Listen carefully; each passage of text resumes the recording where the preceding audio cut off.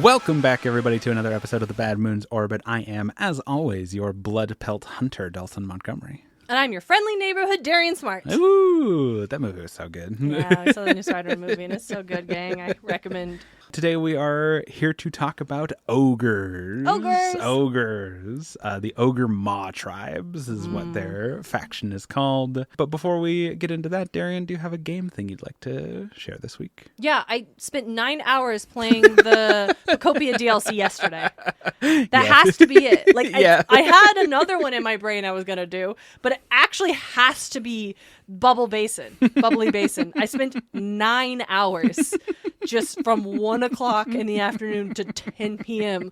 just building houses and finding Pokemon. I love that game so much. It's real good. So fun. I got home from work, hung out for like an hour, went and took a nap, woke up, came back downstairs and hung out for like 2, and the whole time it was Pocopia time. I want to on record. I offered multiple times if Dalton wanted to play No, with true. again. No, Like, that was so not. clear. Yes, It is Dalton's game and Dalton's play.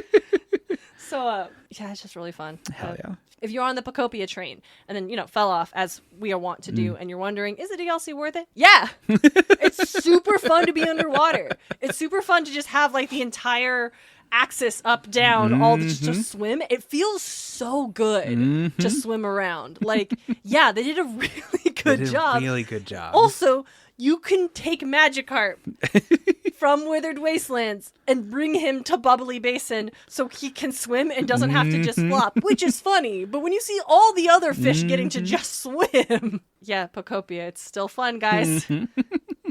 Hell yeah. Hell yeah. I've got to shout out I keep wanting to call it the House on Escondido Street, which is not what it's called. Oh, okay. Because the House on Escondido Street's the first mystery for public access. That's why I keep being like, is it that? No, it's the Incident at the Galley House. Oh, okay. I understand. Those are yeah. similar enough vibes. Yes. It is the next game by the developers who did The Root Trees Are Dead. Oh, yeah. So it's a social deduction game. It's got a great core like mechanic of this like machine that can recreate any scene, but you have to have all the details right. So you have to have the room, the time, and everyone who is present, and it will recreate the scene for you to observe.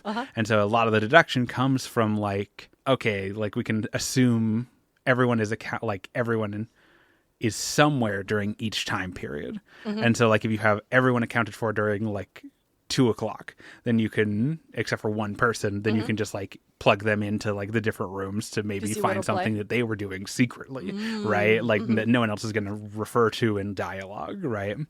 Stuff like that. It's very good. I'm not very far into it, but I've been really enjoying it. So Nice. I want to shout that out. I'm on a real deduction game kick. So That's super fun. yeah.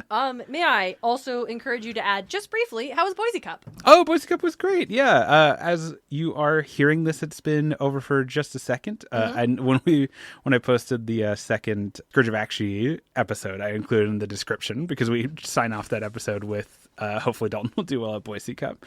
And I sign off like, yeah, I went 3-2. I added to the description notes. But yeah, Boise Cup was great. Always a joy to get people into Boise Valley for some Age of Sigmar. Still a little bit small this year, but we're working with the host to split AOS off from 40K next year, so there will be a better opportunity for more people to not have to pick and choose between systems, right? For sure. So, yeah, I had a good time. I had a good showing with Gits, which are pretty undertuned right now, but if you know them, like...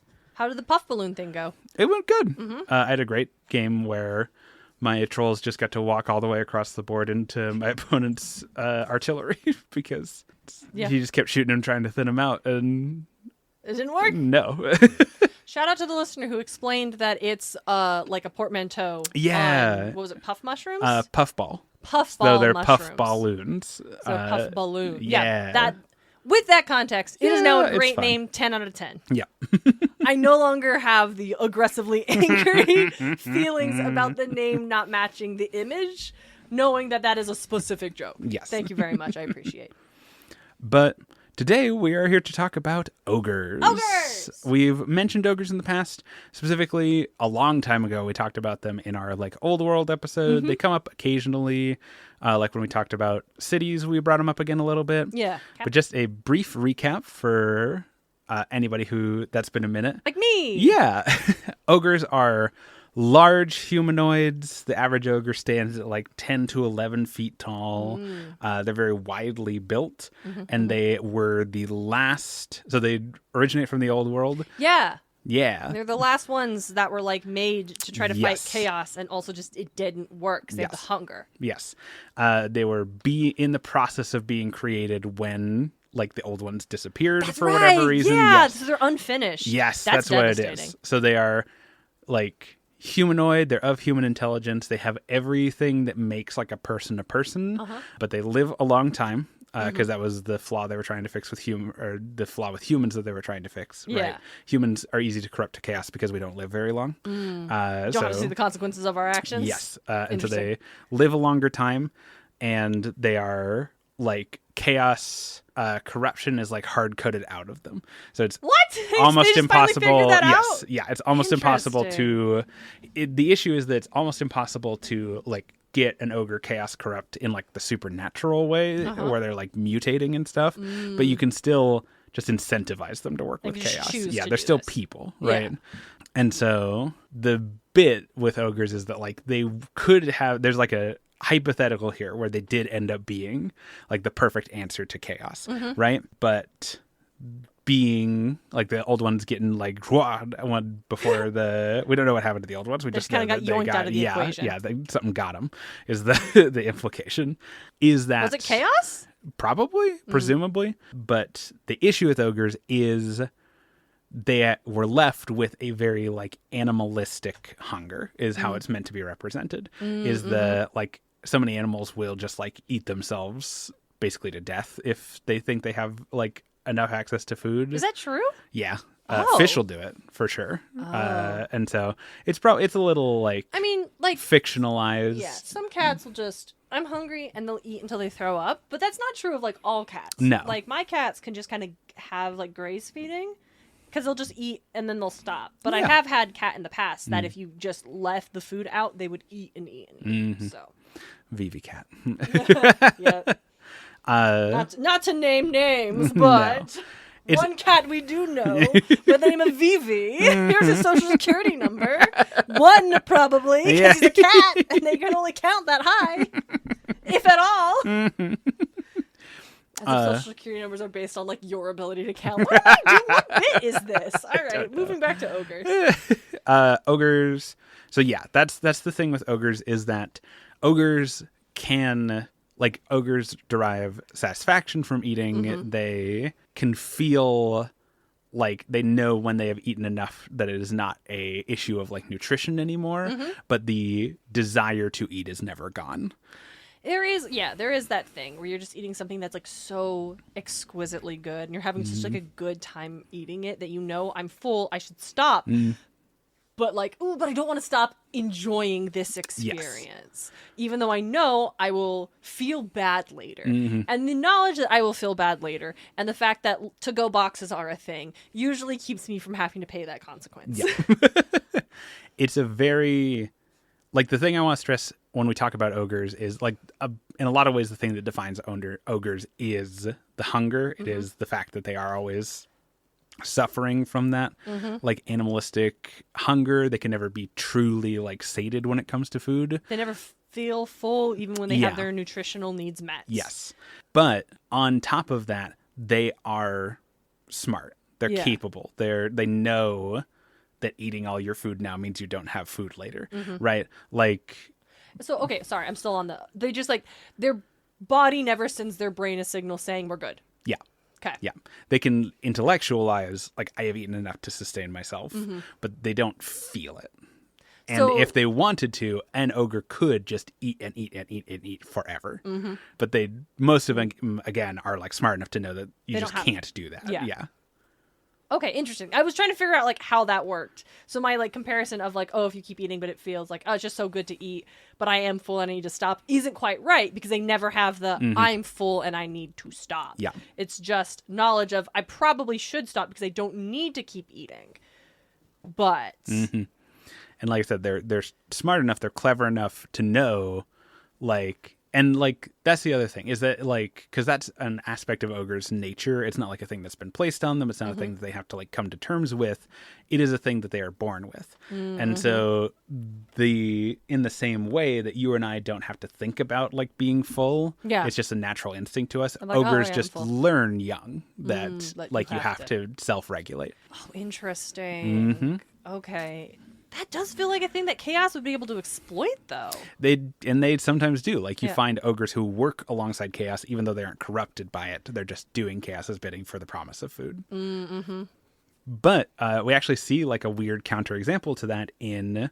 So so that's the big ogre thing, and how that influences their like social relationships with each other and with other people in the setting. Is kind of the interesting component, right? Yeah. Because you're right, like a lot of ogres find that doing mercenary work for chaos is a good way to get access to food in such a way that it's like less risky than just trying to do it themselves. Or especially a lot of ogres learned early very quickly that splitting up from other ogres is a great way to find that you have the best access to food, right? Not having to share. Yes. If you are an ogre who either goes solo or joins up with a group of humans or a group of elves, someone else who also has like nutritional needs, but they're not anywhere near yours, you can negotiate like, hey, I'm 12 feet tall and can bend steel with my bare hands. I should get like a quadruple ration.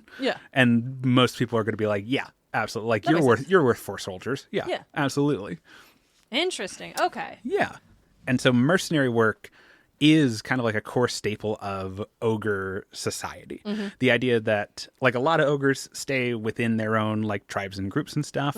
That's just a very normal thing.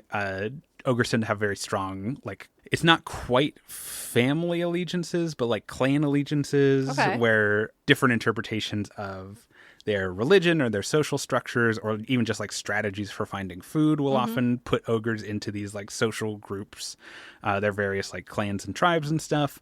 But just as many, if not more, ogres find a lot of like value and like personal fulfillment in being like wandering mercenaries. They tend to pick up a little bit of like wanderlust, where they don't keep mercenary contracts with the same group for very long. They want to move on to the next thing and like find like what that's like.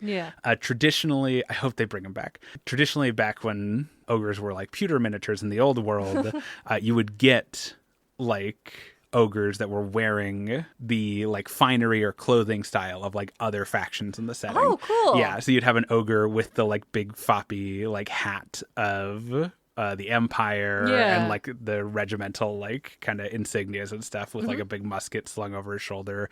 Or you'd get one dressed in like all ninja garb because he went over to Nippon and trained with the Skaven or whatever. I forgot the Skaven did that. Right. And so yeah, like ogre mercenary work. Ogres taught mercenary work to giants, which is very funny because they tend to be somewhat close. They have a similar kind of vibe to them. But outside of mercenary work, ogres tend to, when they stay in their own like tribes and clans and stuff, ogres tend to adopt I like that the book uses this too, because it means I could make a Pratchett reference. Hey! Ogres tend to have a very simple approach to the world, which again is not a stupid approach to the world. Simple does not mean stupid. Yes, it just means simple. Yeah, simple. Direct. When you down. Yes, when you are 10 feet tall and you need a lot of food, sometimes your approach to the world is that you just kind of take stuff. And so a lot of it's an interesting where it almost flows in like a weird cycle. One of the unique quirks of ogre like physiology is that they can eat basically anything. They're not going to get nutrients from anything, basically anything. But like there's a lot of hay made about like ogres as like eating meat as like a big part of their aesthetic and stuff.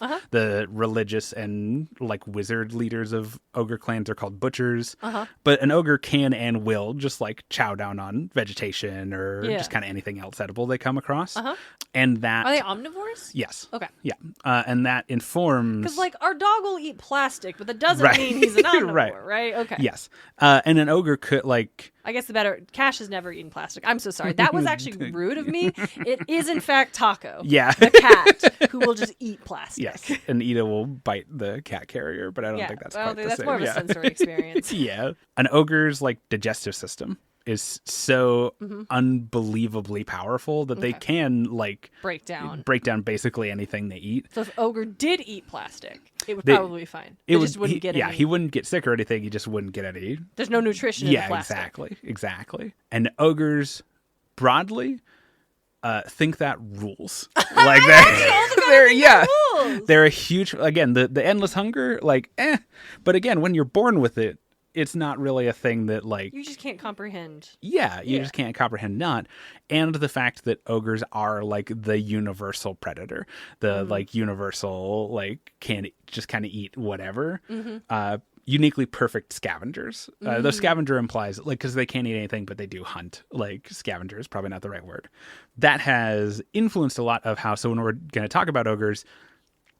That fact that the ogres find such like pride in that idea influences their culture a lot as well. I feel like foodborne illness isn't a concern. No. If your digestive system can break down and destroy anything, like you don't really have to worry about making sure that chicken hits the right temperature or double checking that your vegetables have been handled by a company that is treating its employees ethically. So you don't have any concern about like those kind of like foodborne illnesses that might come from XYZ, whatever. Hey, it's August of 2026. But yeah, so that's a very interesting like cultural concept. Like food safety and food prep isn't a thing in ogre culture. Yeah, or kind of like I imagine one of the preparing certain things for the experience, but not for the necessity of it. Because ogre society is so like food focused, like I said, the religious and kind of like cultural fixtures of ogre society are the butchers. Yeah. And while butcher is like a very meat associated term, they are just in charge of like food preparation for the tribe, right? And that is given a religious like significance. Like what the butcher wants, the butcher gets. And so if you're like many tribes who have found themselves in a position where they aren't hurting for food, maybe they live on Gur and they can just kind of get food wherever, will still go out of their way to acquire like, like we picked up a crate of like rare Akshian salt, like because the butcher was thinking it'd go great with this like dry rub he's doing. Like...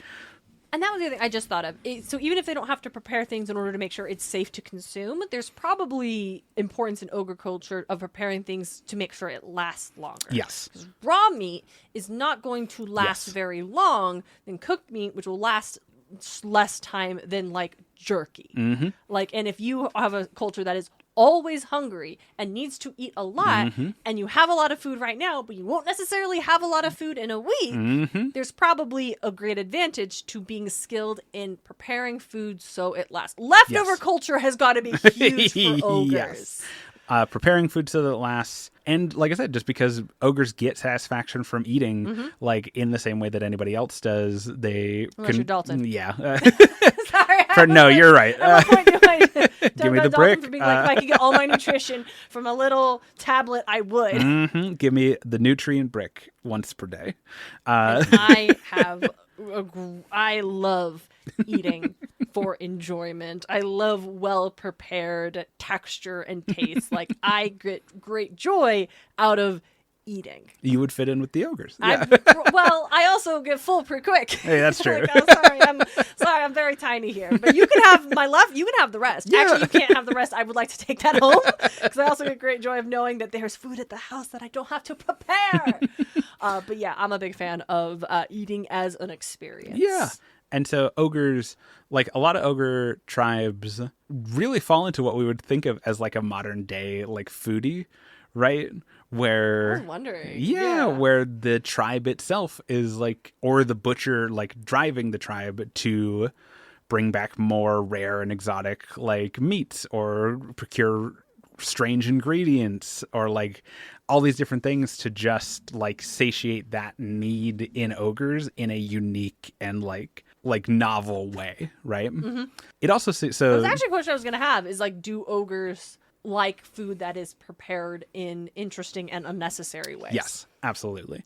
The actual food itself is the more important part. Like you're not gonna get like chef. a ton of I was gonna say you're not gonna get a lot of like plating culture in ogres, like the presentation not so much, but the food itself absolutely, with exceptions. Because I was actually going to the fact you brought up the like, oh, you don't have to worry so much about foodborne illness thing is the thing that some like tribes take into consideration, like our different like groups of ogres.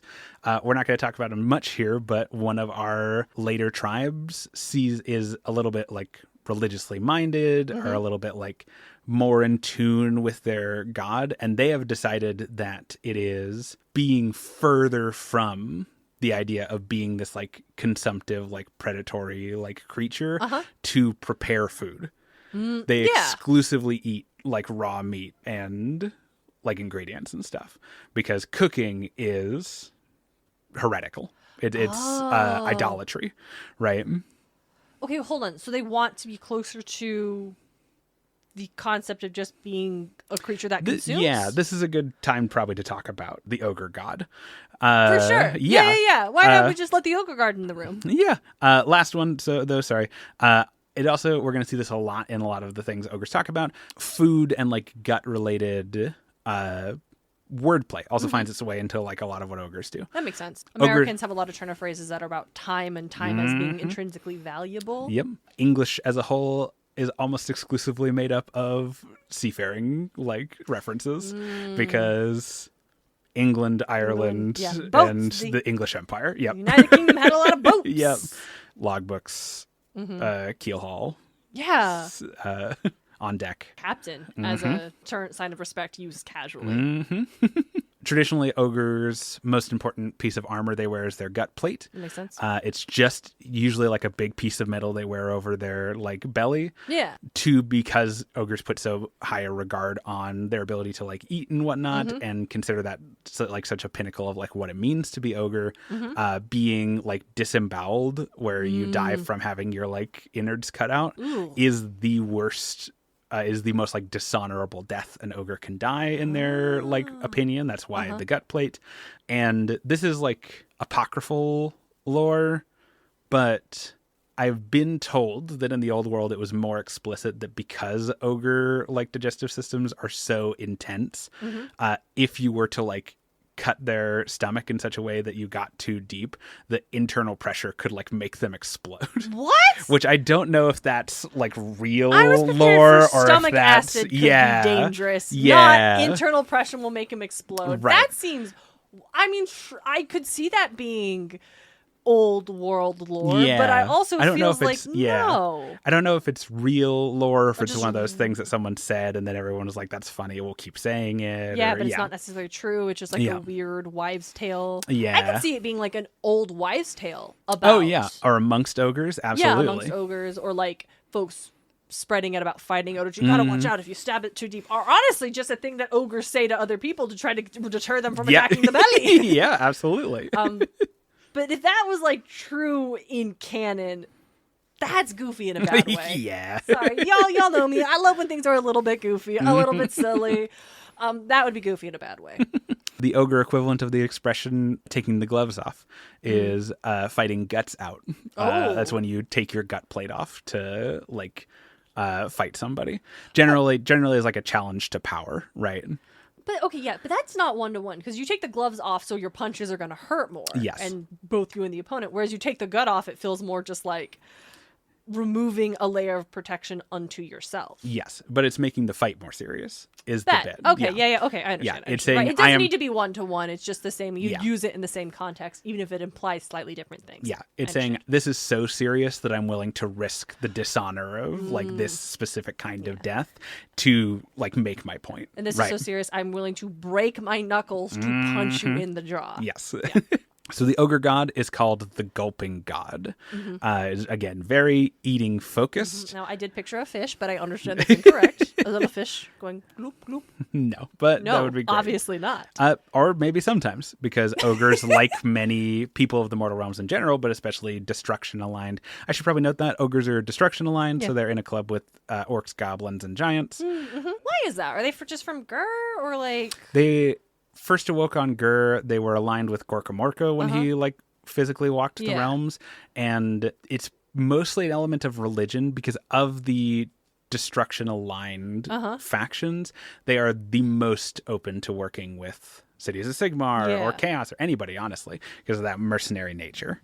So they're definitely in the same way that like Ideneth, like stealing souls and raiding fishing towns and stuff, but they still get to be part of Grand Alliance Order, or like the Daughters of Cain literally like taking over a city and doing blood rituals to the murder god, still get to be part of the Grand Alliance of Order because their primary goal is to defeat chaos. Yes. Like that is they're doing a lot of things around it that maybe not everybody else in the club agrees with, but at the end of the day, it's all meant to be to defeat chaos. Yes. Whereas the destruction, maybe it's not always the end goal for all of their actions. Destruction is the most like free form. Orcs like fighting. They just want to live their life, do their own thing. Cool. Goblins have their own goals, their own ideas. They're not super invested in they don't like chaos, but they're not super invested in the fight the same way Order is. Yeah. Ogres are mostly simple. They want to do the thing that they want to do. They want to seek like food and grow their influence. Yeah. And they will work with Order, and they recognize the value in not having like chaos take everything over. It's just not their main goal. Right. And it's always, they're not going to work with Order unless there's something in it for them. The mercenary attitude. Is a big part of it. The gulping god, also called It That Feasts, is the ogre god. It is a celebration of consumption. The reason ogres revere the gulping god is because it is it's the top of that like predatory food chain. It is divinity whose sole purpose is to consume. Yep. And in a way that's very common for Age of Sigmar broadly, right? We have many aspects of Sigmar that are worshipped. We have many aspects of Nagash that are worshipped. The Chaos God, certainly. The gulping god is recognized by most ogres as being an aspect of Gorkamorka. Oh, that makes sense. Yeah. So Gorkamorka's primary aspect, the twin-headed god, is like the god of... You could eat so much with two heads! Yeah. He's the god of the orcs, and the orcs worship him as like the big brawling like conflict god. Yeah. But ogres also like... worked alongside Gorkamorka when he was like present in the realms. They valued him for that, like, if Gorkamorka is anything, he's the god of destruction, but that comes with it a certain amount of like freedom. And so the fact that Gorkamorka might just decide to bite the cap off of a mountain because he felt like it is the thing that ogres are like, hell yeah, brother. Hell yeah. And so that like syncretism of these are things that ogres right Oh yeah, if you could, like, that would be a great crunch. It's like when you bite the tip of it. Sorry, yeah, go on. That syncretism of like things that ogres already valued and working directly alongside divinity means that the gulping god is most ogres are aware of and down with the gulping god being an aspect of Gorkamorka. Like most, yes. Okay. That is going to be a very important thing that we will touch upon more later in the notes. Okay. That is a thing that is changing. That is a thing that's in contention. Okay. So, but for most of the time we've had ogres since the Age of Myth when Gorkamorka was physically present. Like the ogres have been like, yep, part of the reason why like we're destruction, part of the reason why we work with orcs and goblins is because we're in the same club. Like our god is your god. We think about him differently, but we recognize he's fundamentally the same entity. Yes. Okay. And during the time when Gorkamorka was physically present in the realms, he relied on the ogre's ability to be like less singularly focused, right? Like the great hordes of more than one thought in your head at a time. The great hordes of orcs and goblins are always going to be Gorkamorka's true children, right? Yeah. And they will like swarm around his feet as he goes on his great hunts. But he can trust the ogres to like ride their beasts out ahead of the pack and hunt down the next big like target and like report back and like sweep the air, like all of the things that you can't really trust, like, orcs aren't going to get, like, Yeah. caught up in the fight and just go for it on their own, right? And so that's a very beneficial relationship that's held for a long time, even as the Gorkamorkas kind of, like, disappeared from the realms, right? And so that's the kind of core, like, the core things to know about ogres is the hunger. They're very, like, they don't see the hunger as, like, a detriment. They're very proud of the, like, states that they find themselves in. And their, like, religious convictions. So this is not viewed as a curse. No. Interesting. Yeah. It's just how ogre is, right? Okay. Yeah. And so within that, and where I think the real meat, pardon my expression, of talking about ogres lies, and what the rest of this episode is going to be about, are what are, I don't think officially anywhere, but I've come to call them the three great, like, paths of, like, an ogre life. Okay. The three kind of, like, these are, like, your super cultures. These are, like, your, like, Ironjaws versus Cruel Boys and orcs. These are, nothing physiologically sets ogres from these different paths apart. Well, one exception, but most nothing sets ogres apart physiologically from these different paths. These are just different ways ogres have chosen to approach the world. Okay. That, broadly fall into three categories. So let's talk about our categories. Let's start with categories. So the biggest, the most common, and the one that exists to kind of, like, fill a role as, like, default ogre, that, like, simple but not stupid, are what are called Gutbusters. Perfect. Love it. Yep. No notes. Gutbusters are, like I said, they're kind of your default ogre. They aren't experiencing the extremes of, like, what ogredom can be in either direction. They congregate into their tribes. They are always on the search for food, and they have, almost as, like, a side effect of constantly being on the search for food, Gutbusters are the ones who are most likely to engage in, like, organized military conflict. And, like, they do that to, like, secure food, but also when you do that, you also end up with, like, a lot of treasure and stuff. Yeah. And so Gutbusters are more open to engaging in what we would think of as a more traditional, like, raiding culture. Also, I'm going to say it here and then probably not mention it explicitly again for the rest of the episode, because Dalton gets a real squick out of it. When ogres are doing that, they're eating the people they're fighting. Oh! Yes. Ogres have no qualms about, like, cannibalism towards other species. Is it really cannibalism if it's another species? Not really. They also don't have any qualms about cannibalism within ogredom. Okay, well, see, then we just have... okay, I was aware that must have been a component. I was fully prepared for that to be, like, kind of an outer limits thing, and not just like, yeah, sure, this happens sometimes, whatever. It is rare that ogres will prefer that. Yeah. But they're not going to turn it down. If that makes sense. I don't want to talk about it anymore either. Nope. Yep. That's, like I said, saying it, acknowledging it, squicks me a little bit. Yep. So we're not going to, like, spend too much time on it, but know that is a component. Understand of what that is happening. that's there, dear listener. Yes. Yeah. That is a that component. That is the ogre in the room. Yeah. It's a good time to mention, like I said, ogres are not above, like, cannibalization, but it's generally not a, it's to them. It's not usually the first. No, and they're not going to kill an ogre just for cannibalism purposes. It's just if an ogre dies, they don't see anything wrong with eating the body. Okay, yeah, I can see that. In and that's culture a more that's so reserved, much about, like, consumption. Yes, that would probably be viewed as, like, a standard burial practice. Yeah, it's not taboo in ogre society, but it's not, like, a thing that's sought after. Like, like, they're intelligent, and there's always going to be someone for something. But almost no ogres are, like, out here being like, oh, I prefer eating, like, other ogres. Yeah. It's just that if an ogre is dead, the average ogre is like 800 pounds. Like, you're probably not going to burn or bury that body. Yes. Okay. Yeah. So Gutbusters, like I said, will engage in what we would think of as, like, kind of a traditional raiding culture. There's a lot of, like, intentional and, like, carried forward kind of, like, Mongolian influence, a little bit of, like, what we think of as Viking culture, where the fact that they are going after the food stores of a settlement comes with the addition that, like, they also end up with their treasure and their weapons and their money, right? And so Gutbusters tend to follow this kind of interesting path of, like, once a group of Gutbusters is, like, relatively small, they'll often do these, like, raids on, like, smaller settlements or something similar where they are just trying to hit targets to get like food to sustain themselves. But if a Gutbuster's tribe gets bigger, a lot of the time it's not fruitful for them to sustain themselves that way anymore. Like there's only so much, like once you've raided everyone near you, you just have to keep going further and further out. And if you have more and more mouths to feed, that becomes less and less efficient. Yeah. And so what a lot of Gutbusters fall into is like one part mercenary agreement, one part like extortion agreement, where you get this ogre camp that is just like set up in an equidistant place from like 3 or 4 little settlements. And they say, hey, if you send us this many pounds of food every month, we will come to your defense if you get attacked.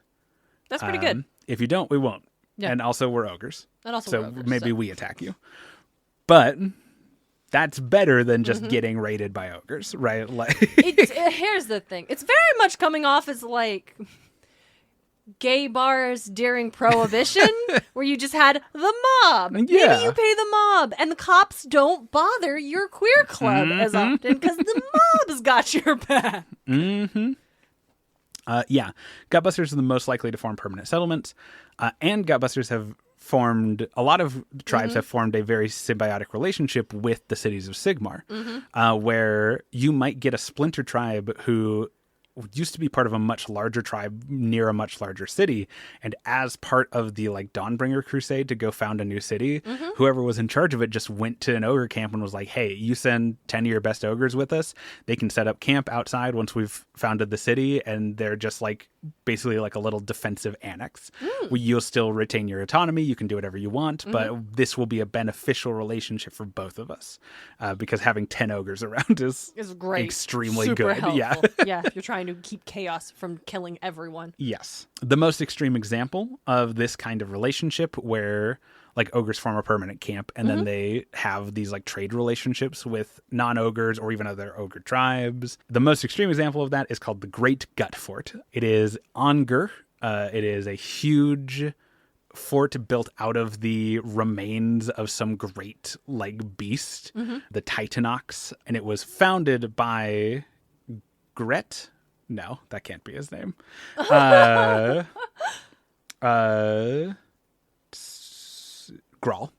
It is founded by Grawl Meatfist, the progenitor of the Meatfist tribe, who is going to be one of our famous famous places. He's one of our like subgroups is called the Meatfist tribe. Oh, neat. Yeah, he's dead. He's been long dead, but he founded the tribe and he founded the Gut Fort as a like very forward thinking for ogre. Like the Gut Fort is so big and so many ogres live there that there is a huge chunk, like basically one of the big continents of Gur is just under constant like Gut Fort protection. Basically. Yeah. And then, like, is that an extortion ring? Yes. Like undeniably, it is not like a benevolent relationship that the Great Gut Fort has, but it has made Thondia, the continent where the Great Gut Fort is located, uncharacteristically safe on Gur. Interesting. Because if you have a problem, you can like take out a contract with the Great Gut Fort and they will send 50 ogres your way to deal with your problem. That's a pretty good way to deal with your problems. An ogre regiment showed up to the siege of Excelsius, right? Even though that was like a destruction-focused like attack on Excelsius, the Gut Fort still sent people to defend the city because they have a good relationship with Excelsius, right? Wow, yeah. Yeah. And that has led to the head of the Great Gut Fort, the head of the Meatfist tribe, Glob Glittermaw, excellent, great name, being both like a very powerful ogre, like politically, because he has so much control over the Gut Fort and above the settlements around it and stuff, and genuinely just like one of the wealthiest people alive. Yeah, because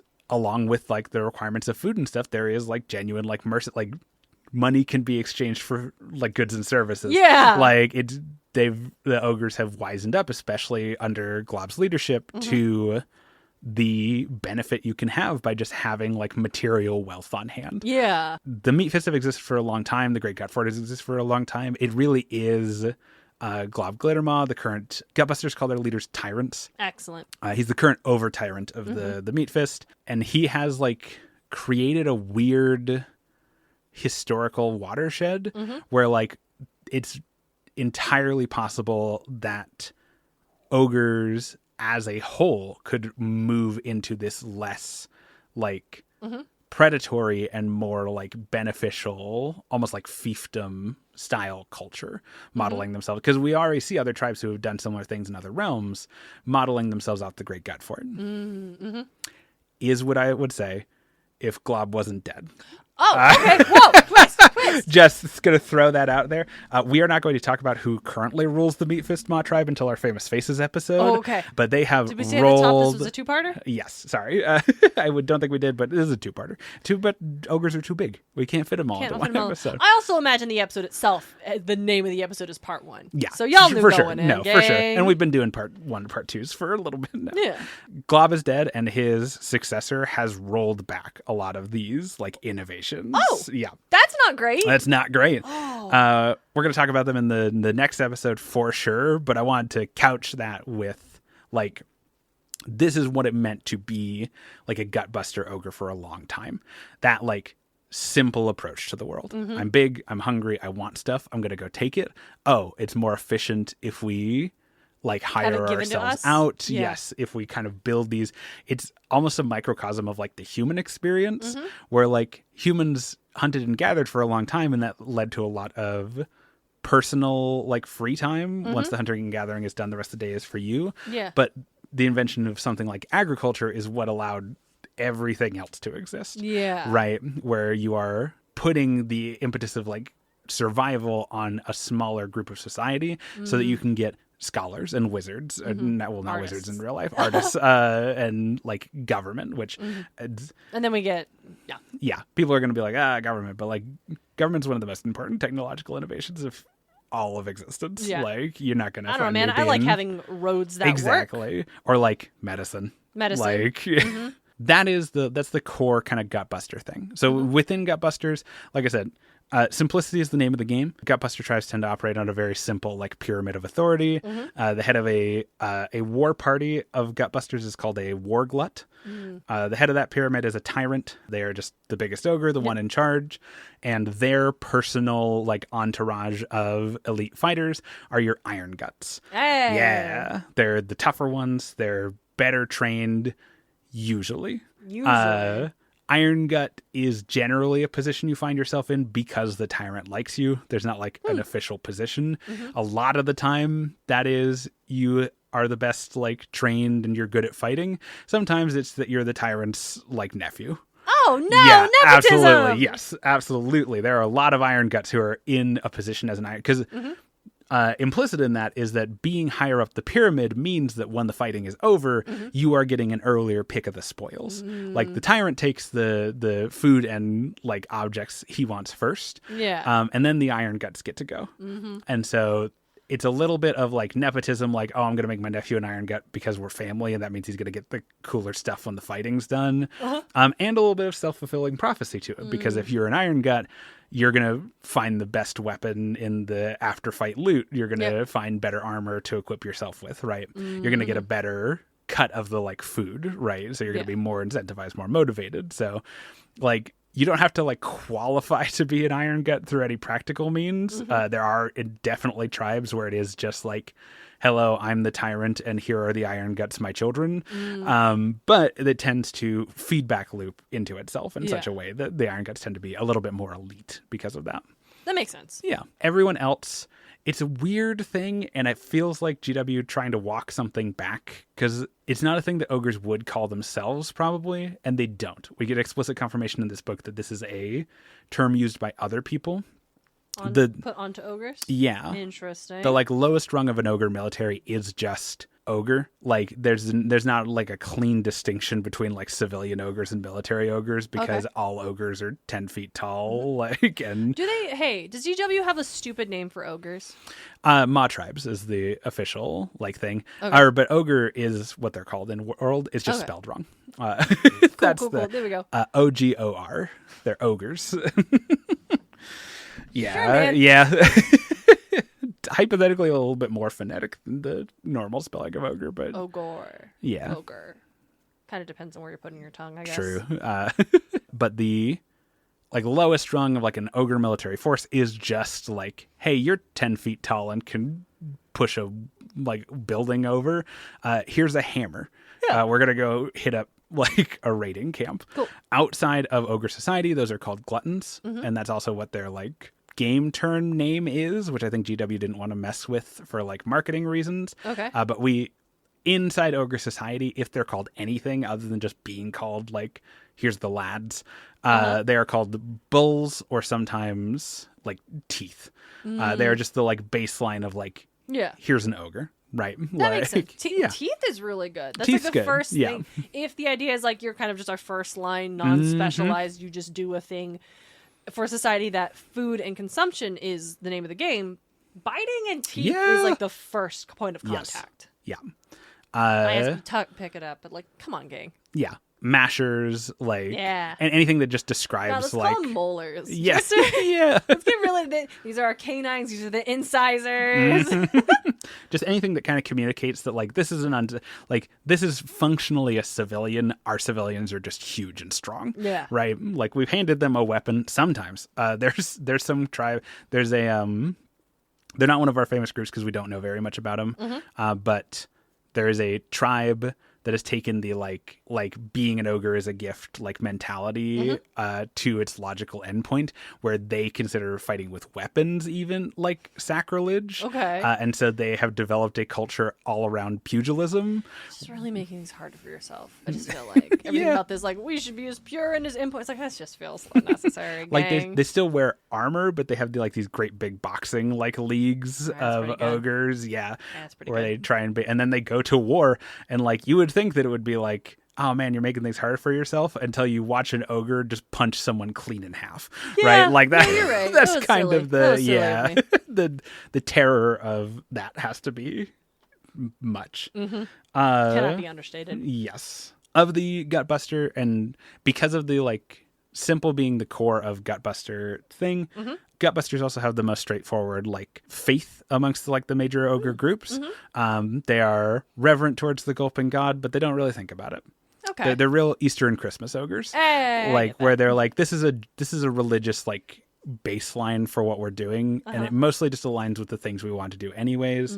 So I'm not gonna go to services. I'm not gonna like think about the deeper like philosophical underpinnings. I'm just gonna go, it's like glory to the gulping god, whatever, and then I'm gonna go about my day. Right? Yeah. Okay. We're gonna see that among the rank and file. We're gonna see that among like leadership in Gutbusters, and there's a lot of variance for that, obviously, because again, it's not a mandate thing. It's just a simplicity thing.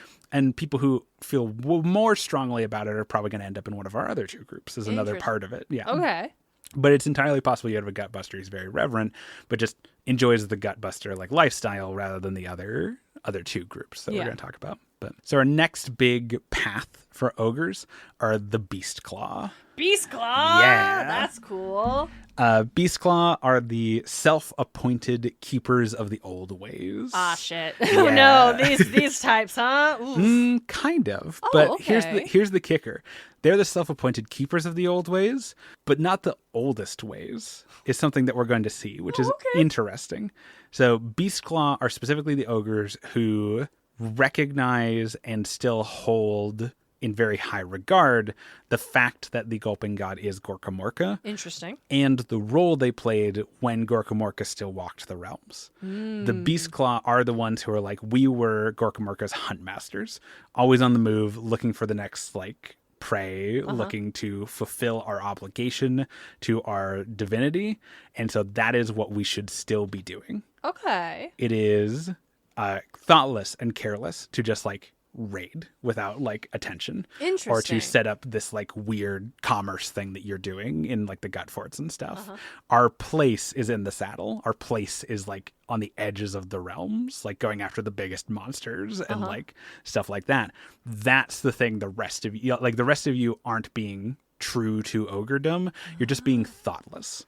Interesting. Yeah. Okay, that's different than what I was expecting. Right? Ogres or Beastclaw are the most kind of like, they're very thoughtful and they're very like purpose driven for ogres. They tame beasts as a big part of the like Beastclaw identity. I would hope so. Both for riding, but also as like hunting pets. Ooh. Beastclaw raiders tend to be pretty good with ranged weapons, a thing the- most ogres don't bother with. Ogre with just like the biggest hunting falcon.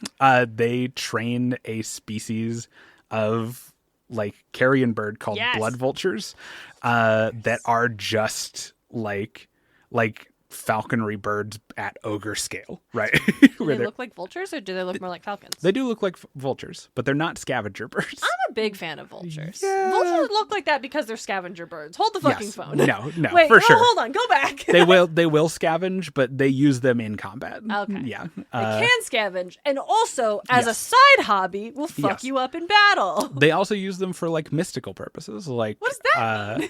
Beastclaw are where we find the like non-butcher ogre caste of priests. Beastclaw priests are again very explicit about the like connection to Gorka Morka, and it is a status symbol for a Huskard. That's what a Beastclaw priest is called, to have a blood vulture as like a familiar, Tight. where they will consult it on matters of like divine significance. Wait, that's like fucking great. Do we have Right? an image of that? I would like to yes. see the blood vulture. I'm gonna go get mine. Yes. You see, he's leaning his head in there to good. consult the vulture. Talking to him, the vulture's like, "Yeah, man, Yeah. let me go pluck that guy's eyes out." Yeah, that's a vulture. Yeah. He's got like all the feathers on his body, like a bird, but like no feathers on his head. Mm-hmm.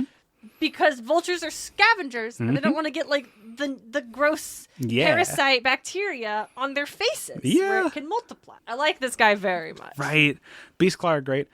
Basically all Beastclaw except for their like foot hunters are mounted on something. Again, Beastclaw just live in the saddle, right? And especially their priests. Like Huskards will keep a blood vulture as like a familiar for religious consultation type stuff. But the animals they ride are also like religiously significant to them. Like Because this guy's on a mammoth with like Yeah. a dude's face. Yes. There are different terms for Huskards who have like chosen to ride thunder tusks, which are what the mammoths are called, Very cool. versus like stone horns, which are the ones with the huge like horns coming out the sides of their Yeah. head. And they are considered like different religious castes with different authority in different matters of like Beastclaw life, right? Where thunder tusk Huskards are more in tune with like the spiritual world and like the actual like meta theology of like what it means to be like an ogre, whereas the others tend to be a bit more practical. It's like, oh, we're praying for aid because people need to eat, right? So the other big thing that defines the Beastclaw, so that's their main like, we were Gorka Morka's hunters. That is the true way to live. Right down to most ogres speak ogre speak, which is a like mixed up kind of like blender language of the older ogre language mixed with like High Azurian, partially because of that like mercenary interchange where like it's just important for ogres to be able to communicate with other peoples. Azurian's the most commonly spoken language throughout the realms, and so ogre speak is like a derivation of that, but Beastclaw prefer to speak the ancient ogre language of Sforengar, which is a very Nordic, like harsh consonants style language that they keep specifically, again, because they are the self-appointed keepers of the old ways, right?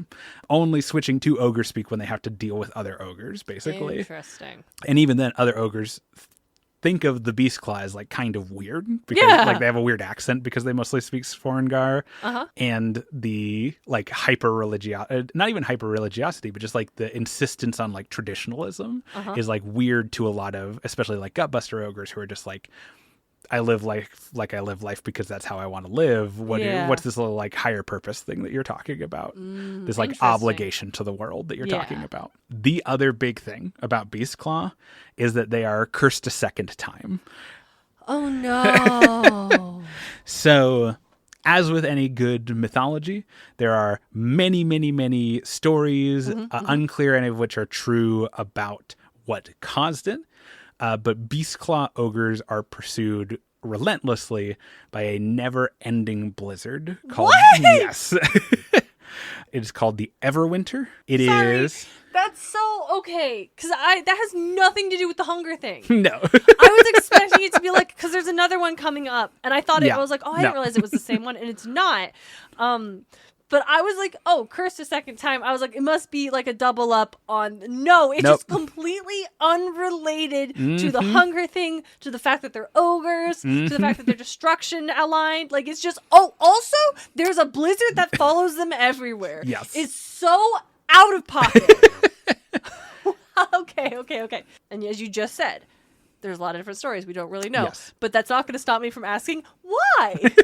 So the most common, so there's like a bunch of stories. The book gives a bunch of like more crackpot ones, but the one that repeats the most often and gives the most like weight to is that it is because the Everwinter is explicitly a curse. It is a bad thing for the Beastclaw, but they have been dealing with it since the Age of Myth. Okay. And Beastclaw society has just learned to like live around it and or incorporate it. Hey, being like pursued by an eternal winter really sucks for a culture. It needs a lot of like food and resources. Yes. That's a intended like consequence. Like that's why it's winter. Like, is related to the hunger thing. There is a way.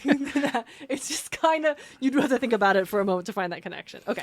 So the one that they have the most weight on. There's two. There's one I think is true. I think it's like a mix of these two. Okay. One speaks of the Beastclaw losing the favor of Gorkamorka. This seems to line up when Gorkamorka like otherwise disappeared from the world anyways. Like losing favor of God usually results in a crazy ass curse like this. Yeah. It would line up like mythologically, which could be either a case for or a case against this being the real story, because it would be really easy for like your god to like disappear from the world and then this thing happens and you're like, aha, I'm gonna connect the two. Yeah. Because it would happen around the same time that like orcs and goblins split up, right? Which that happened are too. Pretty sure is a mandate from Gorkamorka to like learn to live without each other. And so in that story, ogres perceive it as the icy cold breath of Gorkamorka that is in pursuit of them for like trespass on their obligation. They've lost his favor, and this is his punishment. That's okay, but that feels like because they're like, oh, we have to be what we were when Gorkamorka was here. But these other ogres aren't doing that, and they're not pursued by an endless winter. Correct. This is also why when I was like, oh, there's nothing physiologically that separates the like great ogre paths. This is the one exception. One of these dudes can't just leave. Yeah, being pursued by the Everwinter seems to be genetic. Like, hold on. Is it just as powerful in Everwinter if one guy goes off? No, yes, it is. It is like tied to how many Beastclaw are together. Yes, Beastclaw have to constantly negotiate that of like having more people means more mouths to feed, but it also means having more like hunters and like people to coordinate and stuff. And it means the Everwinter is going to be stronger. Right. It does feel like I feel like you just have to split up. They tend to. Yeah. Yeah. You couldn't. I just feel like you'd have a lot of lone wolves. Yes. A group of Beastclaw is called an Alfriston. Yeah. And the average Alfriston is tiny. It is often no more than like a dozen individuals because that keeps the Everwinter manageable while still making sure that like your various needs are met, right? Yeah. That's enough for someone to dedicatedly be a priest. That's enough for like 5 or 6 person hunters. Doesn't have to do it all. Exactly. Yeah. That's part of also what keeps Beastclaw constantly on the move, because if they settle down anywhere, the Everwinter would just reach them and kill everything around them, so they can't have like, not even in like the blizzard instantly freezes everything to death, just in a like, it's winter, nothing grows. Nothing grows, and you need a lot of food. But various Beastclaw like tribes have adapted to it differently, and there seems okay, sorry. How fast is the winter move? Like not like super fast. You know that thing about the snail, like the immortal snail? Yes. Is it like the snail? Obviously, a little faster than the snail, but they just have to constantly keep moving so it never catches them. Yes, okay. Beastclaw will hunker down for the night. They will like make camp for a day or two, but the Everwinter is always coming. Like, and it doesn't seem to change speed to pursue them. So like, if they spend a day of like hard riding, just trying to put distance between themselves and the Everwinter, they can like then spend a couple of days like resting. So it's always in pursuit, but it's not like a constant risk generally. It's like Procopia, where hey, follow me, and you can go pretty fast. And the guy's still following you, and you're just kind of waiting. Like, I could keep going, but I do need you to catch up so I can have you move into this house. Most Beastclaw just treat it as like an obligation. It's a thing that they have to keep ahead of. Some Beastclaw will use it for like offense. Yeah, you could. Yeah, like it's not an uncommon thing for like Beastclaw to just like ride a wide circle around like a settlement they want to attack or like an enemy camp or something and wait for the Everwinter to go roll over it, through yeah. that camp. You attack when the blizzard's blaring. Yeah. One of our big like Beastclaw centric tribes we're going to talk about later called the Winter Bite have just through like exposure therapy basically like made themselves very like cold resistant. Yeah. And they barely outrun the Everwinter. They love to live like on the periphery of it, so that there's this like horror movie like whistling like snow flurry wind and with a bunch of 10-foot tall like that's scary shapes in the fog, like Damn, okay, sure. Yeah. And so the ire of Gorka Morka is one of the more commonly accepted ones. The big one that I think is the most likely and the most correct, also because it ties into like an old world thing, is that there's tales of a great bear-like god beast that used to live on Gur that itself had the power of like winter storms. Yeah, okay, that makes sense. That the ogres killed. That the Beastclaw like led Gorka Morka to for a hunt and killed it themselves before Gorka Morka arrived. And so either as punishment from Gorka Morka or the like ire of that god beast like cursing them, that is what the Everwinter is. See, just winter felt very out of nowhere for Gorka Morka. Yes. It just doesn't feel like it's 100% his style, apropos of nothing.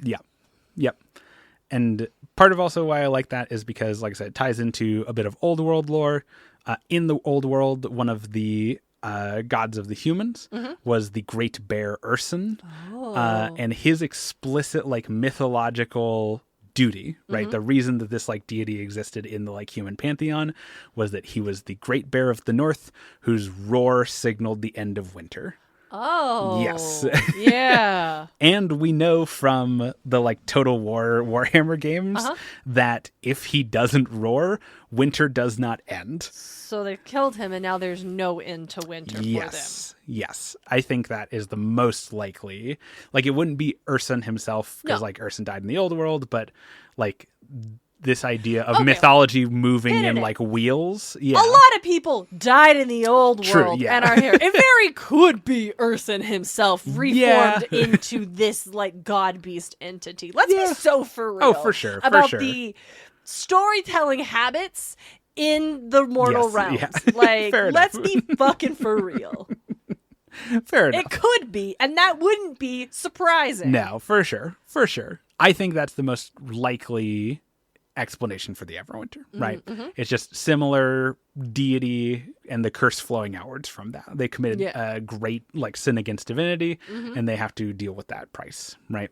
Yeah, honestly, that one tracks more. Yeah, I think so. Nomadism and having to deal with the Everwinter mean that Beastclaw are also much more austere than other like ogres. The, like I said, means to preserve food are much more like focused for like some Beastclaw tribes again pioneer methods for staying close enough to the Everwinter that they could just use it to keep their food cool, which is very fun. Actually, that's great. The taming of these huge beasts and stuff, like feeding an ogre is already a big challenge when you also have to feed your huge monstrous mounts. Yeah. It makes a group of ogres who are less indulgent than other like passive ogres. Absolutely. It also means that they have like built a kind of philosophical value around that austerity, where I mentioned that it is not an uncommon thing within like ogre society to eat the dead, right? As just like a totally normal like thing. Beastclaw reject that. Really? They think that their dead should be honored with the like sacrifice of a proper burial. Interesting. And that is an extension of them seeing themselves as above that like baser instinct. Oh, yeah. Okay. This is the, like I said, Beastclaw represent, like I said, if Gutbusters are the like an ogre's an ogre, like we're gonna do what we want to do. Yeah. Beastclaw are like, no, we had a higher like calling once. We had like bigger ideas driving us, and we can still do that. Nothing's stopping us. You are just not like doing holding it. yourself to that Yes. standard. Yeah. Interesting. And so that's an Okay. extension of that, yeah. Of like, no, we can honor our dead properly. Like, we don't have to devolve into this. Like, I want to talk about some of these big monsters of the Beastclaw because I Yeah. think they're fun. Yeah, I love a big monster. Let's go. Yeah. The two main ones are Thunder Tusks, which are our big mammoths. Thunder Tusks are a supernatural creature. They have Ooh. some ability to like influence meteorological like conditions around them. What? Yeah, that's why they're called Thunder Tusks. Is Thunder Tusks can generate like localized like wind gusts and cold snaps. A thing you would want if you were a tribe that already deal with winter? Yes. This is why Huskards who ride Stone Tusks or Thunder Tusks are like the peak of like Yeah. ogre priest caste, because they are so in tune with like the spiritual nature of the storm, right? All right, that's pretty tight. Right. I love in game like all the variations on Thunder Tusks have some element of like cold snap your enemy if they're too close and make them like fight worse and Yeah. stuff of that nature, because it really sells the like like it's a big monster, but it's also like a very spiritual creature. Yeah. Which is neat. The other big one are Stonehorns, I've already mentioned. That is not a overstatement. Stonehorns have an extremely high silica content in their bones. Oh, these are ones that Yeah. you have to like every morning make sure you're Yeah. doing these like joint stretches. Make sure Yeah. you do like chiropractic on your big monster mount. I was going to say, after you've like bedded down the Stonehorns for the night, when you wake up the next morning, someone does have to just kind of go over and like crack all of their joints so that they can move, Oh, because they wow, would have incredible. calcified in the night. That Like, actually sounds great. If every morning someone should just snap all my joints like a glow stick, I'd be good to go. that's supposed to be the job of like a Huskard, like it's a priestly like duty, but in smaller Alfrostons, like it's just kind of whoever's like available. Yeah. Right. There's also Mauler beasts, which are like kind of lizardy things. They're newer and they're more Could of you a have a lizard if you're Yeah. constantly being followed by a winter storm? they're more of a Gutbuster thing, and we don't get a good sense of why there's also like Beastclaw that ride them, other than probably Gutbusters like pioneered it, and then Beastclaw were like, we're the animal ones. We'll go ahead take and that off your yeah, hands. we'll if you can do it, we can do it. Like Yeah. obviously. That's actually, yeah, I love that. That's so funny. And then the last one are Saberfangs, Saberfangs, you say? which are just big saber-toothed cats. big They're saber-tooth cats. they're much closer in body posture to like a lynx, where they're like a short cat. Yeah. But they're just big cats that ogres train to help them with hunting, because they're clever and they're fast, and most of all they are deeply like territorial and like protective. Yeah. So an ogre hunting party is giving up like some of its melee capability by carrying these like big unwieldy crossbows everywhere. And so a lot of times they only bring like Saberfangs with them, so that if something tries to like charge them, if like a beast like gets through the line and tries to charge the people with crossbows, this like 8-foot tall cat will just maul it because it got go close to for his it. hunter. Yeah. Like And it's fast as a cat. You've seen how quick a cat can go. When they get the zoomies? Now, what if they had a target? rips. Do you have a model of one of those? Saberfang? No. That's fair. They're a new model. They aren't actually out yet. No! But, yeah. They have I can find a picture of them. Okay, but they will be out. Yes. They're just not yes. available yet. No. 'Cause Yeah. all this ogre, a lot of this ogre stuff is like new. Because you're doing Yes. a lot of new models. Yes, this is the big like refresh for ogres, because ogres were dealing with old models for a long time, and we finally gotten a refresh. That's why I'm getting into them, because I like good looking models. And we got the like launch box basically, which is the refresh on like our gluttons and our iron guts and stuff. Yeah. And then we're getting the rest of the like hunters and A rollout. basically our whole next group is coming later. But here's a hunter with his Saberfang. Oh, it's just a big scary cat. Yeah. Like as advertised, but also like shaggier than I thought he would be. Yeah. It's giving like vaguely Tasmanian tiger vibes. A little bit, yeah. I'm like into it. Like I said, they got to be cold weather cats, right? Like, Yeah. because Everwinter. That is, by and large, the Beastclaw. They are still fulfilling their ancient, like, obligation. They speak the old tongue of the ogres.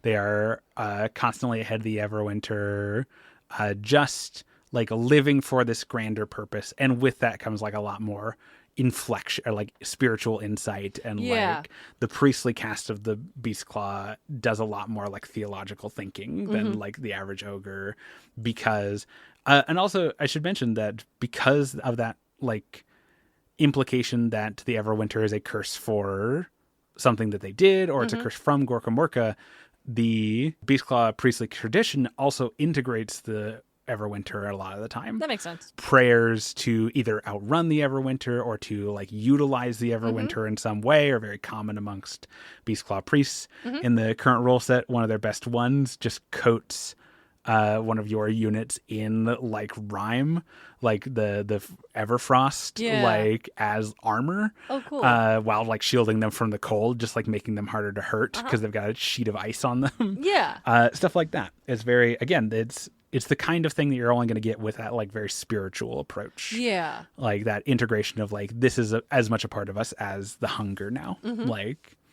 which is cool. I like Beastclaw a lot, if you can't tell. I think they're really cool. It's one of the things I'm like wondering is there any motivation in like the grander narrative for that curse to ever like be broken? I think maybe amongst some Beastclaw, but I think it's less wanted than you might suspect, because like so much of you earlier talked about how like the ogres view the hunger as like a point of pride. It's just in their essence, so I would assume that they would not describe that as a curse. It depends on the like tribe of Beastclaw, because some definitely do still treat it as like this is a punishment. Like this is a punishment. We have like adapted to it in such a way that like I was born into a society that already knew how to deal with it. I've never even considered a life where I wasn't dealing with it. But it is still like, you could imagine a world where it wasn't a thing, and that's like still beneficial. But some tribes, like I said, the Winterbite love the Everwinter. They have almost like supplanted it as their primary deity, because they're like, it provides us shelter. It provides us like a thing we can use against our enemies. We are uniquely outfitted to survive within it. Like, and so I think it depends a lot, but ogres generally are really good at like finding themselves where they are, if that makes sense. Good for them. Yeah. I would also think, like, setting aside the winter makes it really hard to produce resources. Yes. Ogres are big. Yeah. And they're chonky. Yep. So I would imagine like cold isn't as big of a like hit. Like the essence of cold probably not going to hurt an ogre as badly as it's going to get like a goblin or Darian, who is a skinny bitch who was not built for this climate. Yeah. Ogres are pretty good about it, and you can always tell Beastclaw models because they're more bundled up than most ogres, which I think is fun. Frostbite is still a problem. For the flesh can still die in the cold, even if it's not as like debilitating. The cold. We have one more like great path of ogres, and it is new both in like the real world, like we're just getting these models and stuff, and in the narrative. Cool. This is a shift that has happened within ogre society that we are seeing represented in like models and like army stuff. Our last major group are the Mawseekers. And they are the opposite end of the spectrum from the Beastclaw. If Gutbusters are like right down the middle of the road, an ogre's an ogre, and that's what's that. And Beastclaw are like, we can have a grander purpose that is found in like being reserved, being like able to look at yourself and tell yourself when something is or is not good. The Mawseekers are, the nature of an ogre is to consume, and stopping yourself just because it means you won't have food tomorrow is heretical. That's that's a mindset. Fanatical, excessive, and overindulgent. They are extremists. Hey, dog, I really feel like this is how you let Slanesh in. Right? If they're like just because you prone can't get to like, chaos corruption. mutated doesn't mean your habit of over excess can't be exploited the same way a warlike human tribe can be exploited by Khorne. Mawseekers are a new idea in universe, born fun. out of a very new religious schism. Not a schism. This was a religious schism that we'll talk about, like that specifically happening more with our famous faces. The like head prophet of this new like theological basis is one of our famous faces. Of course they are. I'll go ahead and get his name is Red the Maw. Interesting. I wonder why he's called red. I wonder why that's the color we have.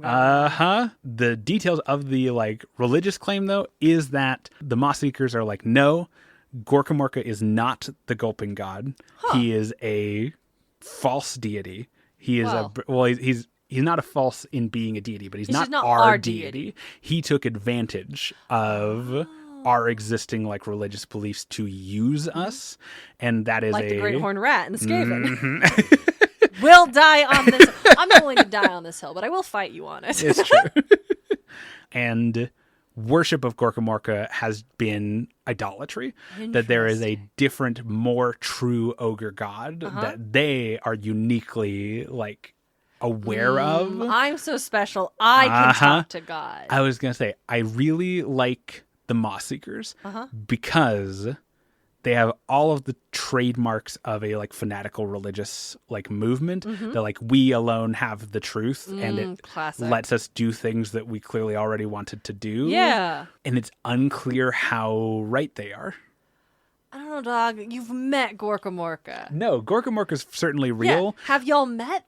Oh. Yeah, you're getting it. You're getting it. Okay, it's like there's no evidence that they're right. Okay. But does that justify the thing that they're now doing? Probably not. Is kind of where we're landing. So the ogres who now make up the Mawseekers have always been like part of ogre society, right? Okay. Ogres who believe this like kind of fringe belief of like, no, like if I eat and I'm still hungry, I should take more. Like being reserved, being like forward thinking is like a weakness to cure, have always been part of society. It's a very common thought amongst like the butcher caste. Interesting. Which has seen a lot of butchers like go to the Mawseekers as a religious movement.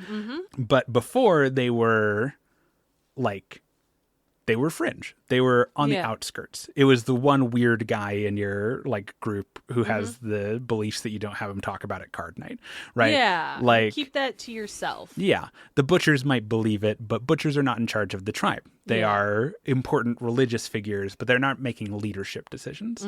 The Mawseeker reform has completely inverted that. Interesting. Where Mawseekers heavy like tribes are now run by the butchers. Okay, so this was just a religious coup. Yeah, it's a religious coup. This was just the religious class deciding I want more power. Yes, it has all of the, like I said, the reason I like it is because it has all the hallmarks to look at it and say like, this was like artificial. This was a thing where a disaffected group wanted to seize more power, but they might be right. Like at least on some of the core theologicals, right? And so it's like, how much do we disentangle like, oh, the ogres have rediscovered their true lost god from how much of what they are now doing because of that is actual like scripture, is actually like religiously important, or are they just using it as a springboard for power grab? Is it just justification to do the thing they already wanted to do? Yes. Which was just without considering the impact on the future or anyone else. Yes. So the fact that like, especially like within Gutbusters where like every tribe is going to have a butcher, but your leader is always going to be the person who is like strategy minded. Your tyrant is going to know who gets what cut of what. They're going to dole out stuff. If anything, it is as much a obligation on the tyrant as it is a privilege on the tyrant to take the first cut of the treasure. Yeah. Because balancing how much you personally want to take with how much you need to like dole out to everybody else to keep everybody happy is what Gutbusters are doing with food. Right? How much do I personally want versus how much can I afford to take if I want this to continue, if I want this to be a thing going forward, right? The butchers are allowed to ask for more and more and more. That's their job. Like, we're not going to fault the butchers for being like over gluttonous because obsession with food is literally their like role within the tribe.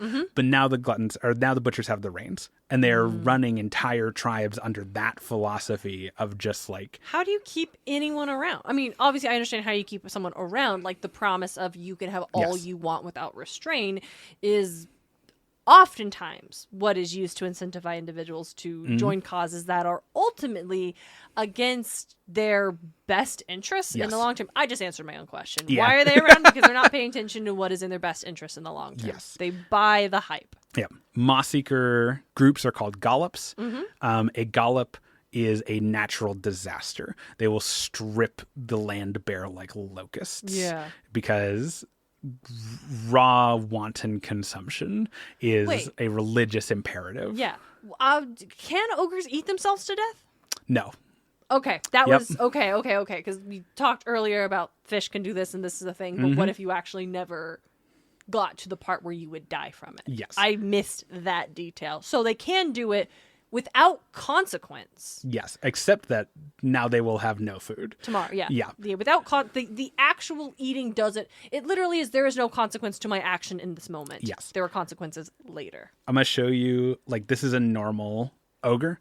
They're a little bit chunky. They're a little bit like, they're bulky is kind of the vibe. But they're active. Yeah, they're active. They're going out of their way to hold themselves back. I'm going to show you the equivalent to that on a Mawseeker tribe, just like your baseline Mawseeker person, which is called a cleaver. And they are the visual language of like the morbidly obese. That's a Silent Hill villain right there. Yes. The idea that Mawseekers, that consumption past the point of necessity is like a religious imperative, means that Mawseekers end up in a place of like worshiping overindulgence and worshiping the like obesity of like overindulgence. How much an ogre needs to eat to become like visually obese is so much. It's crazy. It's not like ogres have to worry about living in an environment where the only food they have access to is low nutrient value, but high caloric, right? Yes. Like that's not, they don't have to worry about only being able to afford like ramen and McDonald's because of like the capitalist hellscape they live in. Yes. I'll just be like super clear that this like identifying as, because now my concern is like the identifying of like this symbol of obesity. Monstrous obesity is a thing that we deal with in like, fantasy fiction especially a lot. That's not what we're doing. This is supposed to, it's a visual representation of like this society's decision that overindulgence is not only okay but necessary. Yes. And I think you and I are maybe coming as like, I think that's like that is critically like feels more like that's selfish. Like I think this is what I'm coming out of. What maybe I'll change my mind in the next 5 minutes when I learn more about what's going on here. My initial instinct is I feel like this is just selfishness being given religious justification, and I want to be so clear that that is not a feeling I would have towards real life humans who are experiencing obesity, and that has a lot of complicated reasons that I do not think selfishness or a lack of discipline are of. No. That is not a critique I would put on a real life human being. No. Like Dalton's a bigger guy. We know the issues inherent in like the American like food systems and stuff. This is not that. This is not that. It's always going to be, it's the same thing we see with like Slanesh still has a lot of visual signifiers of like queerness and stuff. Like you're always going to emulate some of the tropes that you would wish you hadn't, just by trying to tell a story that you're going to try. Because if they wanted to go this direction with this storytelling, they had to visually distinguish like them somehow, and this makes sense with what they're doing. But they run into a similar issue.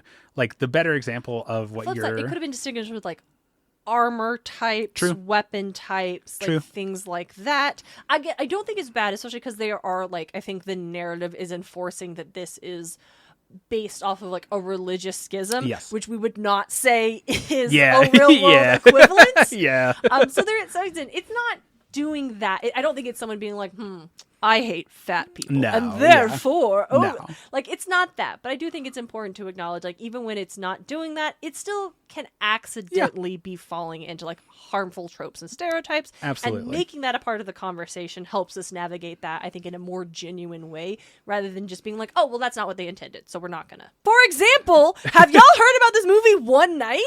Let's talk about just waving things out with our premise and being like, well, that's not what I intended, so you shouldn't think about that. Like, look it up, listener, if you somehow haven't. I'm sure by now it's the talk of the internet. But listeners. Or we fully missed it, but or it's like, why are we talking about this? It's been like, but just that is a thing where you're just introducing an idea and then willfully ignoring any real world implications of this idea. And that is reckless and nonsensical. Yeah. Let's move on. Yeah. Okay, so we've got our Mawseekers, and they're Yes. fucking terrifying. Yep. So the specific religious claim of the Mawseekers, right? Gorkamork is a false deity. Who is our real deity? They refer to it exclusively as the Maw. Oh. Yep. Spooky. Because that is the part that's important to them, right? The Maw is described as, like, some of this I want to say for talking about our, like, high prophet, because his claim to this, like, religious movement is that he saw the Maw. Oh, he encountered, like, well, he undertook a, this is crazy wording, and if anyone at GW worked on this book and listens to our podcast, I would love to know why you wrote that Red took a chthonic odyssey to see the Maw. He went to the underworld? He did find it in Shaiish. So he went to Shaiish? Wait, is your god dead? The crazy thing about why this, else would he be in Shaiish, my dude? The crazy thing about this is that we don't get what Red saw. We get the before and the after. And so that, like I said, that's part of the, like, how much of it's real, how much of it is, like, religious impetus, and how much of it is Red making a power play. Yeah. Like, because on the flip side, who else is going to go to Shaiish and Shag? Did he even go to Shaiish? He did. That we know. We know for a fact? Yes. That I want to save it for talking about Red, but yes. Okay, it's going to be good. Sure. But and that'll be in the next episode. Yes. Well, I guess you'll have to tune back in, listeners. Yeah. The way the Maw is described is that it is a deeply alien, cosmic, almost like Lovecraftian entity of... Yeah, if you're going to call something the Maw. An entity of cosmic hunger.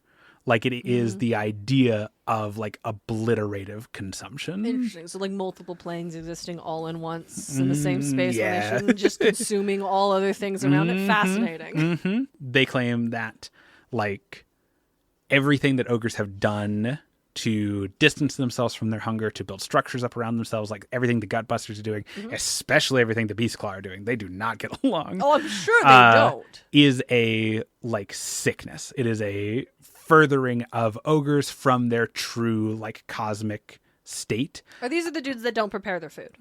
Some of them, yeah. Okay. Some of them take this to a real... So there are even extremists within this extremist Yes. breakup. Yes. There always is. Yep. And so under that logic, the Mawseeker's ultimate goal is just to consume everything. All of existence exists to fuel ogres. Like, anything less than that is heresy. Any implication that you should save something for later or not go out and, like, conquer new territory and, like, take what you want because it would be more beneficial to, like, make a beneficial, like, agreement with something, right? All of that is heretical. You are negotiating with ants. Like, the world exists for ogre kind, and anything less than that is wrong in a, like, metaphysical way. Interesting. That is the decree of the Maw. And at some point, this is the call to action within the pitch. At some point, the Maw itself will rise up out of reality and eat to all of destroy everything. Yes, Oh, okay. To consume all of reality, and you, as a Mawseeker, only get to, like, live on within that if you have done your, like, part. Yeah. Wow, so you're so special. They're going to Yes. destroy everything. But it's okay, not you. Yes. You're special. Yep. Like, you believe and therefore are already saved because you're special. Yes. They are not subtle with leaning into the, like, religious cults. Like, Nor should they be. If we're going to do this thing, like, do this thing. Absolutely. Yep. Butchers, largely ascribed to Mawseeker philosophy. Cleavers are the ones I showed you that are just basically gluttons, but that have bought into the Mawseeker, like, thing. Gut seers are, like, butchers in training, where they do Gut seers. Yeah. Like, they're prophets, but they read just somebody's belly button. I mean, the bit is that they're doing reading entrails. But from no. Yep. I thought they were just seeking to be, like, gutty. Nope. I was right. I'm so upset. I was right. In the Rick Riordan's Greek and Roman series, I don't know if you know this, it's a fun fact. I'm going to share it because that's my job here. Of course, the Romans did augury, but in your middle grade book series, you're not going to have them throwing guts around. Yeah. So the character who's like a descendant of Apollo that does the augury stuff, he just does it to stuffed animals and just disembowels stuffed animals and reads the fluff on the inside. This character is meant to be like our most specific mortal villain. He is a true threat to our characters in the narrative, and he disembowels a pillow pet. I think Rick Riordan's a genius. Yeah, that's very fun. The thing I'm going to leave you on, listeners, with the Mawseekers is I have a bullet point that's just the like credence lent to their claims, like data points that say maybe it's not all like nonsense hullabaloo. Okay. There's probably some truth in here, and that is Kos and the Gorgers. Okay. So Kos is the island in Shaiish that Red went to. Okay. Like, we know he went there. We know that's where he like did whatever he claimed he did, or that's where he was when he claimed he saw God. Yeah, but the actual island of Kos is a real place, and there is a like permanent ogre population there that they themselves have claimed and do claim the existence of the Maw. Okay. So the Maw cult has existed for a long time, but it was just this super tiny, like heretical, like colony in Shaiish, basically. All right, that's pretty metal. Like I Yeah. actually really dig that narratively. What Red discovered, because like ogres know about like Kos, but what Red discovered is when he went there, he like ventured down into the earth, and he found ancient like ogre constructions, like tombs and buildings that hit my Indiana Jones bullshit. I love that. Of ogre make, but that predate even the like grand hunts of the Beastclaw. Like some sign of ogre society that predates Gorka Morka, like depicting in relief carving this idea of this like all-consuming cosmic entity. So that's our like big data point, is that the island of Kos exists as this like out of time, like pre-Gorka Morka ogre society. And like, he didn't have an archaeologist on site. Who knows, who knows the veracity of that even, He just right? came back and was like, I met God and he wants me to eat this entire sheet of double stuffed Oreos in one sitting. Pretty much. But the other big and the most compelling in my mind is to do with Gorgers. So Gorgers are what you get when ogres are cursed a second time. Another one! This is the one! Yes, this is the one. There's a curse. We don't know what causes it. And we but don't it even seems, have, like, more speculation? Nope. Seems to be a thing that uniquely affects ogres and uniquely affects like a small like slice of ogres where like all ogres can eat as much as they want, but they get satiation and like satisfaction from food. Ogres affected with what is called the empty belly curse. Food just turns to ash in their mouths. No, see, this. You know what? Again, as I said earlier, I don't like the cold. I'm not actually built for this like up north winter environment that we truly live in. I will take being followed around by an eternal blizzard over not being able to enjoy the experience of eating. That is truly cursed. They can eat. They do eat a lot. They have to. But they don't receive any satisfaction from it. It's just, like I said, it turns to ash in their mouth. They just don't get anything from the experience. Not like a textural, not nothing, not a mental, visual, nothing. Including like nutrition. Like they have to eat so much more just to stay alive.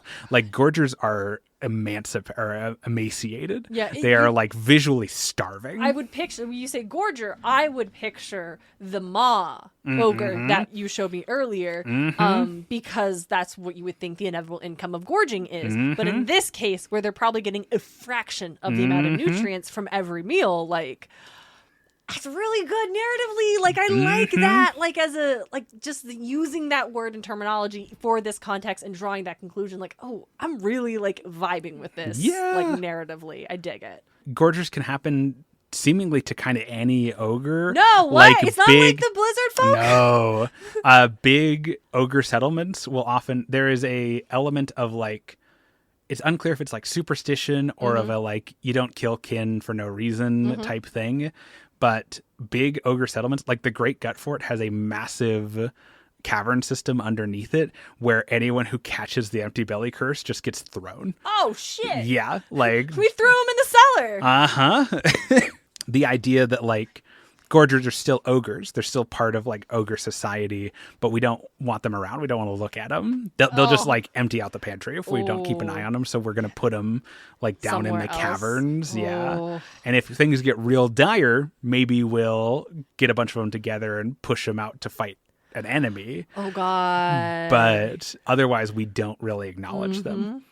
That was Gorgers for a long time. Yeah. It was just this like malady that could affect ogres. It was a very shameful thing. Being gutless is the lowest thing you can be in like ogre society. And so the fact that Gorgers are emaciated and starving is also seen as like a point of dishonor, where it's like these, like, a normal person looks at a Gorger and it's like, wow, that's a horrifying monster. Yeah. Like, because they're bigger than normal ogres, it like warps their body to be like vaguely monstrous. Yeah, they're probably, because they're like individuals in the real world who develop without getting the nutritional needs met.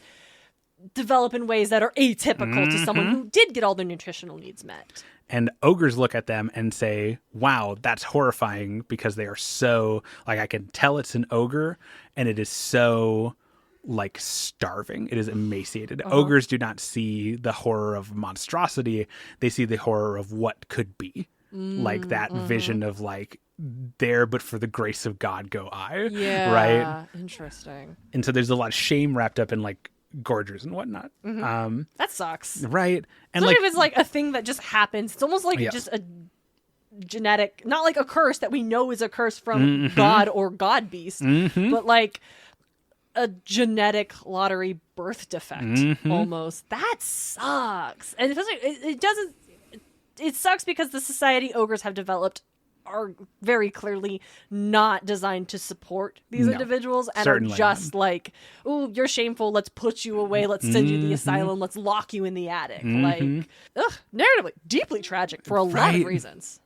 Gorgers, another thing I want to emphasize with Gorgers, in the same way they emphasized it with ogres broadly, Gorgers still have like ogre minds. Like they're not, it doesn't like turn them into like feral monsters. They're still intelligent. They're still intelligent. dudes. They're just starving. Yeah. And like hunger does things to a Listen, person. man, it's hard to think when you're not you when you're No, hungry. certainly And not. imagine a Snickers not being able to solve that problem. The whole factory and you're still hungry. So why I bring up Gorgers now? I'm sure the Ma has really tapped into this. The other big data point for the Mawseekers not being full of like smoke is that Mawseeker adherents, specifically like the butchers who have like signed on with Mawseekers, can speak and direct like the Gorgers. They in some way can like numb the hunger in them enough to like direct them, to like make them a normal part of like Mawseeker like cohorts and stuff. Interesting. It still fades. It's still like they still go back to being just like ravening and like hunger mad. But for a time you get like Gorgers who are just acting as like bodyguards to butchers, a thing that you would never get normally. They're just too like do it. out of Could it. not Yeah. focus. They couldn't focus enough. Yeah. You will get Gorgers who are executing like really intense plans that the butchers have come up with for like military action and stuff, acting as scouts or like all these like very technical, difficult things. But like, is it because, interesting, do we know how they're able to do this? It's like just like a butcher who's part of the gut seekers, or not the gut seekers, Mawseekers, the other one, the Gutbusters. Gutbusters, thank you. They can't do this. No. Like, period, even if they tried. Nope. Shoot, interesting. And Red specifically just seems to have that effect on Everyone? Gorgers that are around him. Oh, just by being there. Yes. That is pretty tight. Okay, so there's some suggestion that Red did meet a god. Something that, and further than that, because they don't go into it in this book specifically, but because the origin of the Empty Belly Curse is so like secretive, I have no idea what's going on. The idea that it might be an expression of the Maw getting into ogres, influencing them in such a way, and thus Gorgers working with the Mawseekers to fulfill their like true like divine purpose, being the thing that like sates that in them. Okay, that's fucking tight as hell. Like, I like it's so built, like, this whole religious schism is so built off of, like, inspired by the real world religious schisms that are oh so often just one dude really wanting to get away with whatever, like, base impulse bullshit selfishness he wants to do, and then just justifying that with, like, God told me it was okay.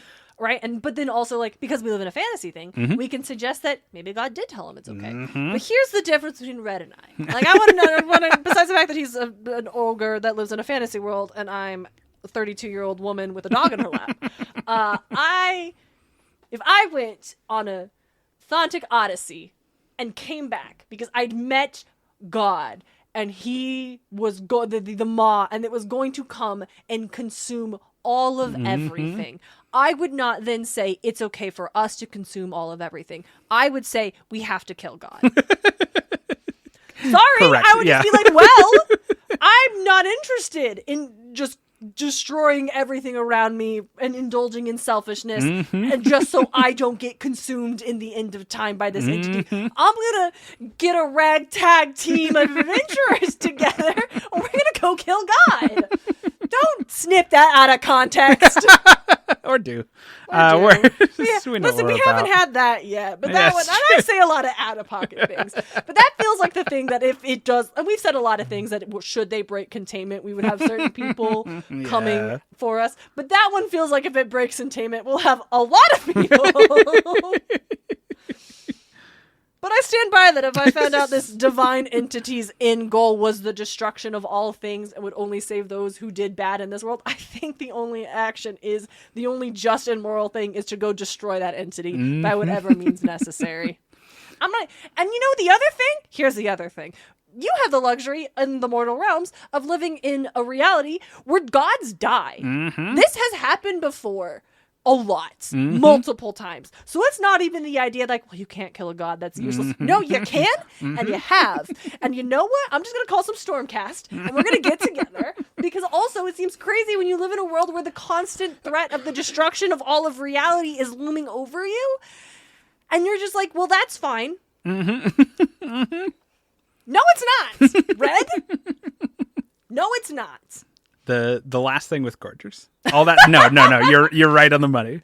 The last thing with Gorgers. Gorgers have started congregating around the heart of Mawseeker territory. Of course they would, because if you have this horrible curse affliction and it can be alleviated by being part of this group, I actually don't blame the Gorgers. Yes. For absolutely, sure. It make everyone else who's just choosing to be here because they want to justify their nonsense and call it religious belief. You know what? Right. You make choices. But this is literally the only way to have some sort of relief. I understand that. Absolutely. But places where, that were known, like Gorger dens and, caves and stuff that people investigate after the fact, after the Gorgers have just, picked up and left to go join, Red's tribe, they find uncharacteristic, because Gorgers did not do this beforehand. We know this for a fact. They find these caves scrawled in